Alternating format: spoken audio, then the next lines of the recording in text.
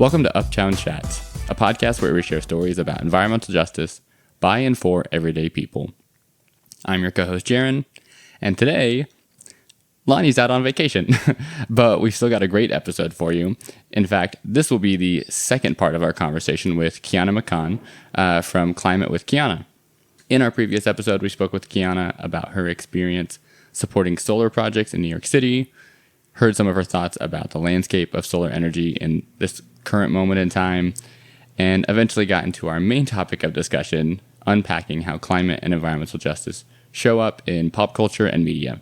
Before we jump back into our conversation with Kiana, I want to quickly share WEAC's mission. WEAC's mission is to build healthy communities by ensuring that people of color and or low-income residents participate meaningfully in the creation of sound and fair environmental health and protection policies and practices. With that said, let's pick back up where we left off and hear more about how climate and environmental justice show up in pop culture and media, including some specific examples that we thought were worth sharing. Enjoy!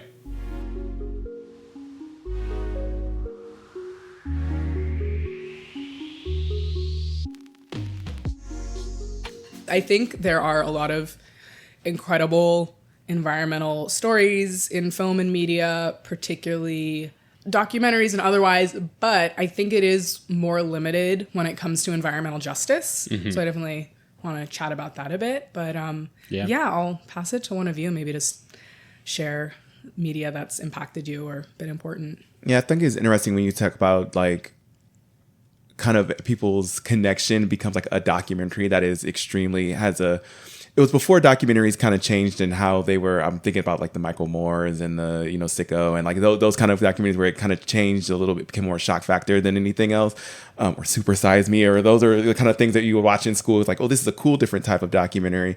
I think a lot of it became was very like Planet Earth and watching things about space and then learning about certain things where I feel like it became like a very almost like factual, here's what's happening, here's the thing, and there's not much entertainment in that. Depending on what kind of person you are, got to be a nerd to really be into the entertainment aspect of like a documentary. But it's really important. I think it's nice to see kind of when you think about climate and environmental things, to see it kind of almost on our everyday things that we watch and see or consume. And I'm always curious about like when I just working in this space where it just pops up and you're like, that was an environmental or climate reference, or maybe whether it be small or something that's there. And I think a lot of it's really important talking about that, because we talked a little bit about what was going on in some of the gloom and doom that goes on citing and how it shapes how people think. And I think narrative is extremely important in policy making and politics. It's who controls the narrative, kind of decides who decides they hate windmills for no reason. And then it's like, why do you hate them? It's because there's me started. We did get you started. We might come back and have to finish that conversation. But it's the idea of like, oh, this is the narrative that is being built. And this is what, our whole conversation about CLCPA rollbacks and like this narrative that clean energy is going to make things more expensive, or this transition is going to make things more expensive. And people latch on to a narrative. And when you say something enough, or when people hear things enough, they start to believe it. So I think that's where it becomes extremely powerful to tell those stories that are true, first of all, because that narrative was completely false, but also showing people, I think, the more positive aspects of what you get out of it. And like even just sharing stories of, if you were to share stories about farmers and how that impacts their work in, the agriculture mixed with how solar and how that kind of connects, that's a different story than what you may hear when it comes to federal rollbacks or state rollbacks on these kind of things.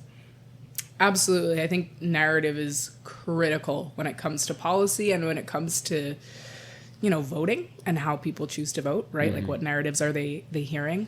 And unfortunately, the fossil fuel industry pours so much money into trying to shape the narrative. And in many ways, they are successful. Like the example of a lot of the falsehoods about wind turbines, they say, oh, like it kills so many birds.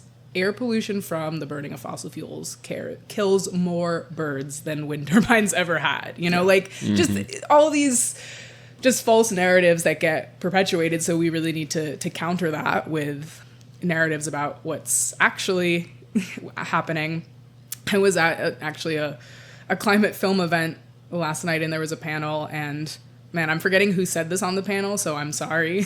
But someone said that if someone has a story set in current day times and climate change isn't a part of it, that's science fiction. Oh. And I was like, that's an interesting reframe. Yeah. Right? Because it's so, yeah, I mean, these are the times we're living in.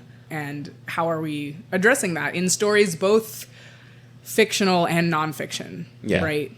Like both important medias to get people thinking about what's going on and how we're addressing it. And I've also seen, like, I feel like when we talk about climate and environmental justice in that space, kind of to Jaron's kind of original kind of question about pop culture and how it shows up, I always think it's always apocalyptic or dystopian or like somewhere set in a future where there's a lot of things going on, where there's like, you know, all these kind of crazy inventions and new things going on, but it's always set in some type of extreme future instead of, you know, just being like you just said, this right now. We're experiencing what we're experiencing right now, and it's always like a big event or something that has happened in the future, and here we are in this place and we have to figure something out. And I always thought that was an interesting way of always approaching climate, or like whether it be Day After Tomorrow, right? Where it's like, it's the same movie I was thinking about. I'm so glad that you said that. I feel like someone brought that up in an episode of my podcast previously that came up. Yeah, I mean, with AI right now, it does feel like, with AI and the rise of authoritarianism, it feels like we're living in the sci-fi novel. Like, there's so many stories where I'm like, yeah, that feels like what's happening. But I know you wanted to talk about extrapolations. I feel like that's a good example of really interesting show. I think I've watched most of it, not all of it, but... Yeah, I started it because I watched like the first half of it. It's like an anthology series, Yes. And it is fully set on climate and environmental justice, but it's set in the future. I mean, it starts with the near future, but I think it's now near future. It's like 2037 or something like that. And basically, we've passed some thresholds when it comes to the rising temperatures, global rising temperatures, and we're approaching 2 degrees Celsius as a rise. And basically, there's fires everywhere. Air quality is horrible. Water is scarce. There's droughts everywhere. It's just basically very catastrophic. But there are still activists who are climate activists who are still protesting kind of COP. And you have this idea that there are wealthy people who can escape these things, but there's people who are extracting them, to continue to extract regardless of what's going on with the climate. And I just feel like that is kind of where I was thinking about too, as well, as like this catastrophizing of the climate and environmental kind of experience, I guess you could say. But yeah, I don't know if there's anyone who wants to say more about that. I guess to that point, to me, it brings up a question, like to the point you made earlier, Lonnie, about like in the media that we see most commonly, it's like it's either the framing of climate change is either dystopian, of like these are all the bad things that are happening, or like set far off as like a sci-fi future of like, oh, we've solved it, but like very rarely in the like the moment of like us doing the thing, or like making it feel like, no, this is something that's happening in our world right now. And the question I'm stuck with is like, why is that? Like, what is our, I guess, discomfort, or I guess avoidance of that? Like, kind of, where do you think that stems from?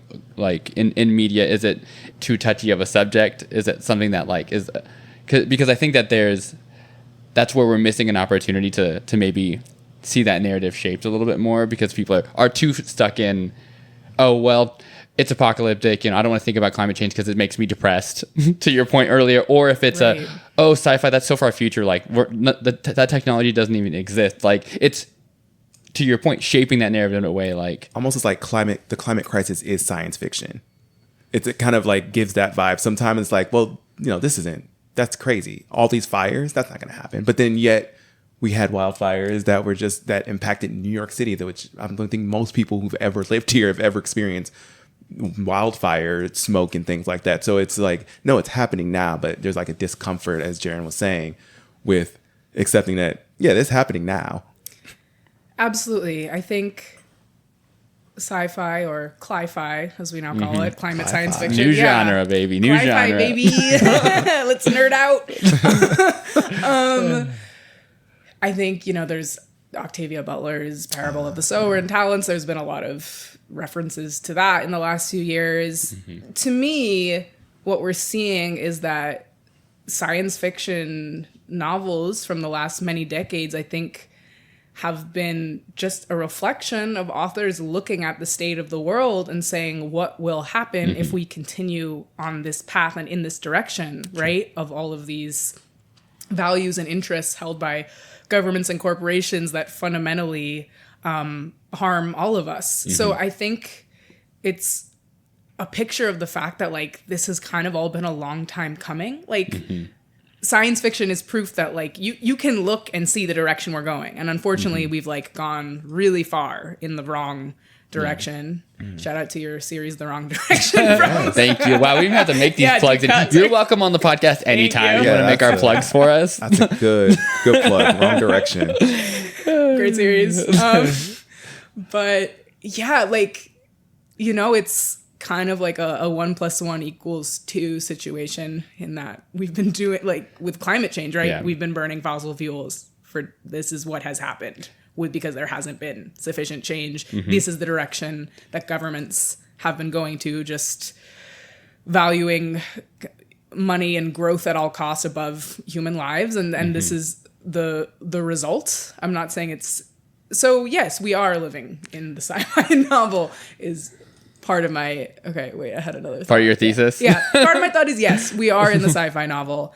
But we're not learning from it. Like, it's like there's like a warning piece here. It's like we've been hearing this message for like decades of like, this is what's going to happen if you don't do the thing. But then we just hear this is what's going to happen.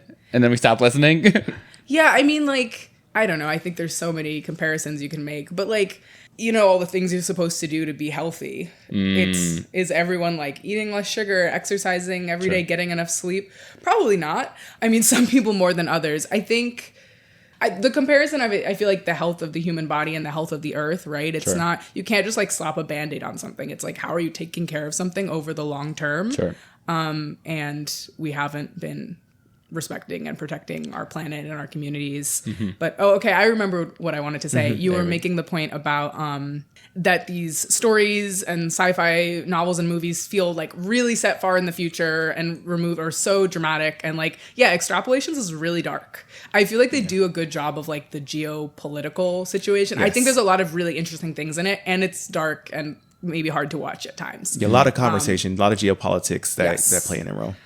But I, while you were describing that, 2 films, which were not on my list for this conversation, came to mind, which are more set in the current times, and they're both about eco-terrorism. Which says a lot. Yeah, right? That, like, the films that are maybe seem more of the moment is, like, people just feeling so deeply desperate. One is How to Blow Up a Pipeline, which I'm sure you've seen or read. Yes. So interesting. I mean, interesting adaptation, too, from the novel, which is the book, which is not a novel. It's theory. And then they made it into a storyline. And then this other one is real niche. I haven't encountered anyone else who had also seen or heard of this film, but it's called Woman at War, and it's an Icelandic scripted film about a woman doing eco-terrorism in Iceland.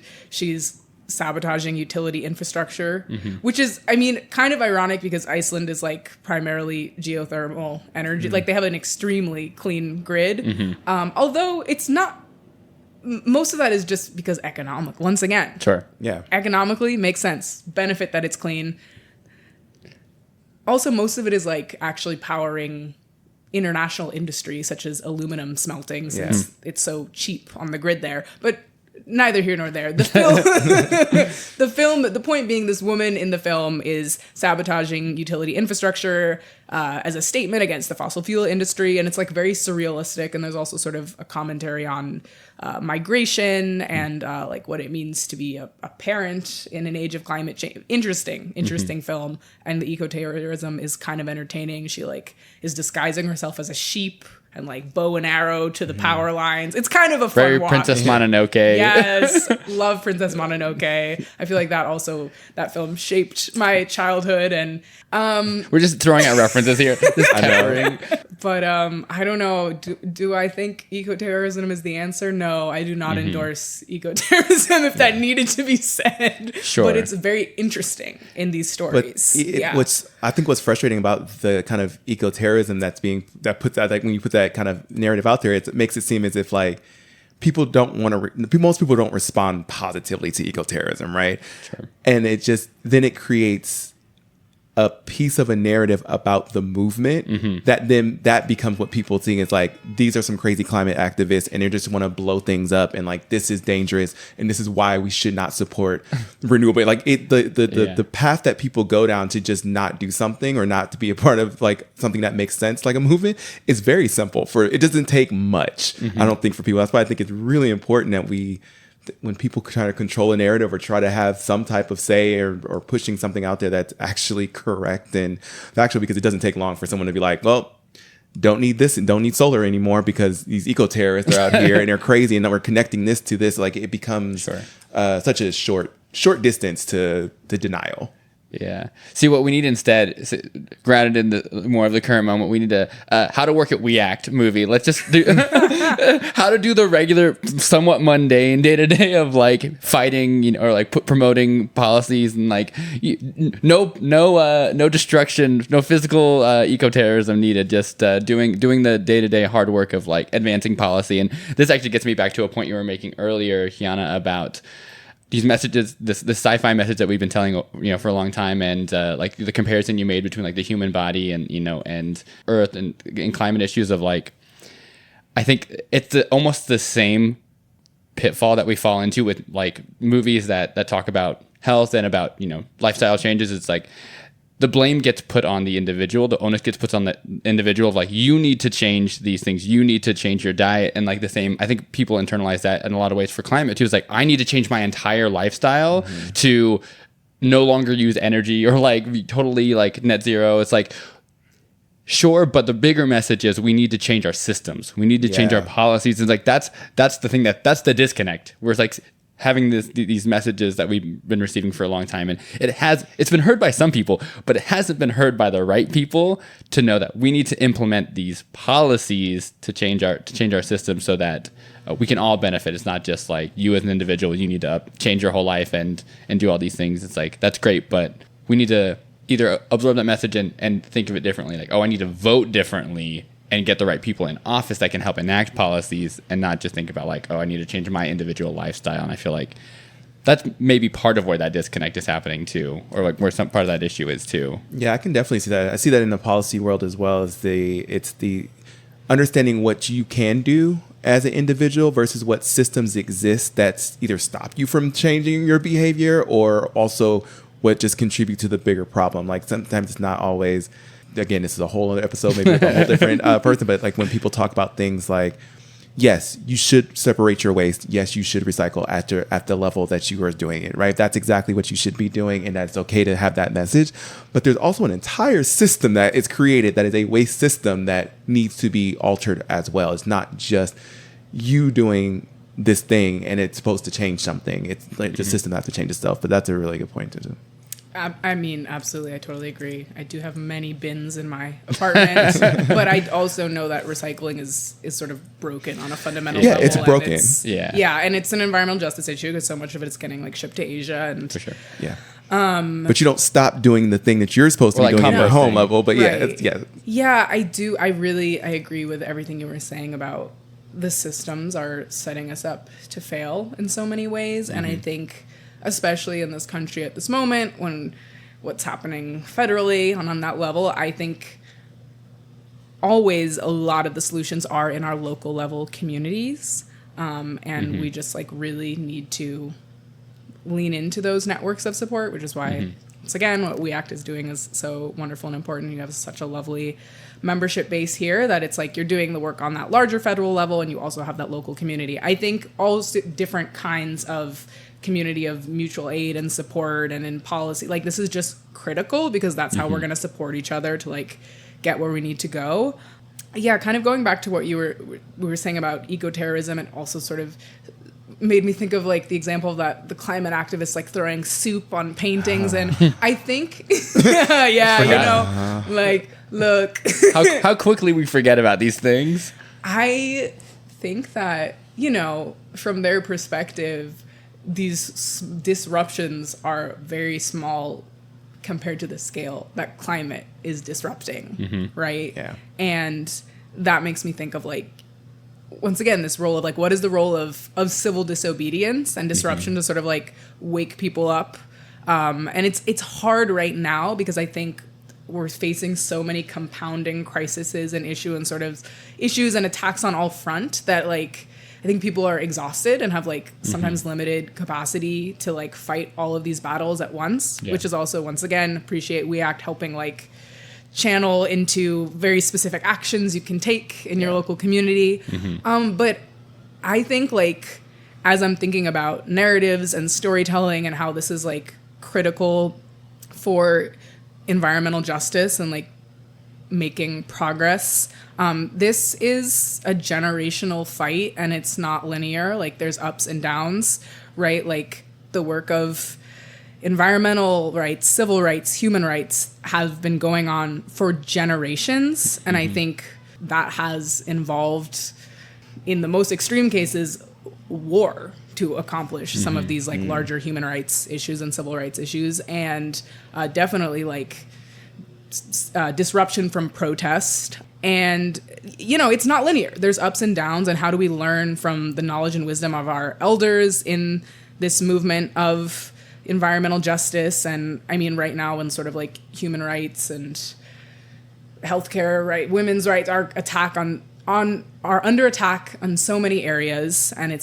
it truly feels like the right to have clean water, clean air, a healthy environment, which should be like a no-brainer, non-partisan issue, has been lost. But I think that knowing it's a generational fight also gives me hope, because it's like we are not the first people to care and be engaged in this work, nor will we be the last. This work will continue probably beyond our lifetime, because somehow there's always something that needs protecting from someone. Someone's always out to exploit people and Earth for whatever unfortunate reason. And I think that like the narratives and storytelling around what's happening is just like critical to allow us to humanize and empathize with each other in like different areas of this work and experiencing the same issues in different ways in different communities. And how do we connect with each other within a city, within a country, to globally, right? Because you see these environmental and climate justice stories happening sort of on all levels. And I think we need these stories to educate and share critical information with each other, especially like when even education and public media is under attack. Like, how do we democratize access to stories of what's actually happening, and shaping these cultural narratives? I think that also can empower people to fight back, right? Feeling like you're not alone in this work. And I also think that storytelling and environmental narratives shape like collective and generational identities. Think about how like generationally we're shaped by like certain media that like everyone had access to. And then it means something to you. It shapes your perspective. It's a reference. I think that happens environmentally too. And so like, what are kind of the touchstones of, I don't know, our generation or this moment environmentally, and how will that continue to evolve and change? What will people look back on from what we create in this time? And how will that shape the understanding of what's happening? Yeah. Well, with that, I know that we're nearing the end of our time. So first, before I ask you the last question that I have, I feel like we've touched on a lot of different things, and I'm sure you had some things that you wanted to cover, and I apologize to our listeners that I think we lied a little bit, that we said this is going to be a lighter episode. We to some extent we got into the landscape of what's going on a little bit, but you know, I feel like we did a pretty good job. We kept it definitely lighter than we sometimes do. But all that said, before we start to close out, is there anything else, any other, I guess, notes you wanted to add on this kind of topic of climate and environmental justice, media, pop culture? Any final thoughts that you had before we start to wrap up? I mean, I think I do have, somehow against all odds, I still continue to have a hope. Even in the dark times. I think hope is also something that you have to exercise and choose. And I think there's many smart, talented, amazing people working on both kind of on all levels, policy solutions, community organizing, storytelling. Like the work is all happening. And I think it's a question of how do we elevate that and bring it to people so that they can also share in the hope of seeing we have solutions. There's ways you can get engaged even when it feels like the odds are crazy. And like crazy things have happened in history time and time again, and we've somehow like gotten through them. I mean, it's like at what cost? The cost seems pretty insane, unfortunately. But I do think we will be on the other side of this. And yeah, I mean, I'm grateful to both of you for sharing with your listeners kind of everything that's happening in the policy landscape and how you can engage in that. I think, there's so much I could say, but thank you for having me. Maybe quickly and briefly, before we completely ended, do you want to talk a little bit about the concept of joy as resistance? I think, to kind of maybe end that lighter note without it being too heavy, but the concept of using joy or having joy as resistance. Yeah, absolutely. I think it connects to what I was saying a bit before as well about, having community and hope. And on my podcast, I try to always talk about like, how do you find joy in this work? Because like we were saying, the work is heavy, and especially like now there's been a lot of losses recently policy-wise that are tough to swallow. And so I think a way to stay engaged, like finding joy in the work with others, keeps you going, because no one wants to be depressed all the time about all the bad environmental things happening. And I think you find joy, or for me, I'll say I find joy in community and feeling inspired by people who are so passionate about helping others and furthering causes of environmental justice and energy justice. And also we just need to like create spaces for environmental joy to balance out the other work as well. Yeah. So I think it is a critical tool. And even like storytelling is also like a creative medium. And I think that's part of a larger landscapes of the arts as resistance, right? Whether that's storytelling through film or, music, visual arts, like there's so many podcasting guys, which everyone loves and no one has a problem with. No one has ever said anything like, man, podcasting. They just keep coming though. Yeah. Look, I think what's great about podcasting is it's a platform which anyone can access. Yeah. Even us with our credentials, whatever those are. Yeah, I mean, like it allows more information to get out there, sometimes for better or worse, depending on who is. There's a lot of, I think everyone's voice has power, whether that's on a podcast or even just in your own family or local community. So I think we all have the power to enact change and take that seriously. Like, even if it seems small, it's all the small things do matter and add up. And like, you never know how you might inspire someone else with like a single sentence you say and what they'll go and do. Like I think we're all so interconnected, and I get joy and hope from like how we can support each other. And I think We Act has been doing this work for, over 3 decades, and I think has been critical in shaping narratives around environmental justice in this country. I can make a little plug for We Act too. So for folks who are listening, and if you are part of the We Act community directly or a member, we are always looking for people to tell their stories and how they're impacted by any of the things and topics that we touch on, whether it be on the podcast or things that we come to you guys when it comes to our policy work. It is extremely important to tell your story, because when you tell your story, that is actually how change happens. When a legislator, or we're talking to someone who has decision-making power, when they can hear that a community member is impacted in a very specific way, it means so much more than me or Jaron or Kiana coming to them as experts to tell them about these things. They hear a bunch from all these experts in these spaces, and they want to hear the stories on the ground and how people are actually impacted. So storytelling is extremely powerful. It is. I remembered what I wanted to say, Great. Which is perfectly segueing off of what you just said.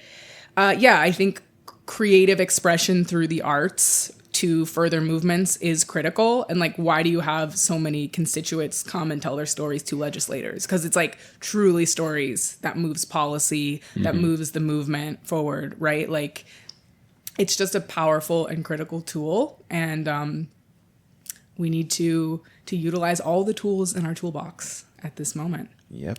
Absolutely. Perfect. Well, I can't think of a more action-oriented thing to end our conversation on. So, Kiana, so happy that you joined us for this conversation. Wish that we had so much more time. We have so many more things. We'll have to have you back on the podcast again to dive into some of these topics that we've alluded to in passing. But again, thank you, and we'll make sure to include links in the show notes for your podcast for folks that want to check that out, and any of the things that we mentioned today during the episode. But yes, thank you so much. Thanks. Thank you so much for having me. Such a pleasure. Appreciate you both.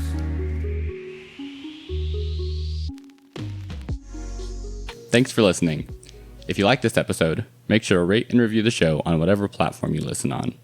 If you have thoughts about the show or suggestions for topics you want us to discuss, we encourage you to reach out to us at podcast@weact.org. I also want to remind folks about our Uptown Chats hotline, where listeners can call in with questions they have about climate and environmental justice. Got a question? Call 877-UPTOWN-6. That's 877-878-6966. And of course, check out WeAct on Facebook at WeAct4EJ. That's WEACTFOREJ. On Instagram, Blue Sky, and YouTube at WeAct4EJ. That's WEACT4EJ. And check out our website, weact.org, for more information about environmental justice. Until next time.